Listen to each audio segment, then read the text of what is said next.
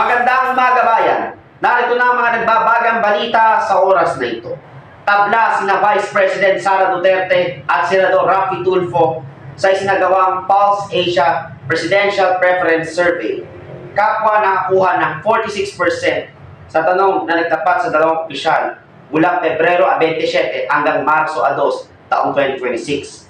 Sa hiwalay na resulta ng kaparehong tanong na nagtapat naman kay Vice President Duterte at Naga City Mayor Leni Robredo, nauna ang Vice Presidente laban sa kanyang mga tunggali 51 hanggang 43.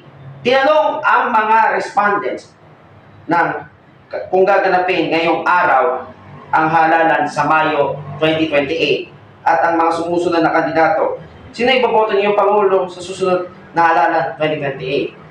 Ayon kay Pulse Asia President Ronald Holmes, kinomisyon ng survey kasunod nga ng anunsyo ng Vice Presidente na tatakbo ito sa pagkapangulo noong nakaraang buwan.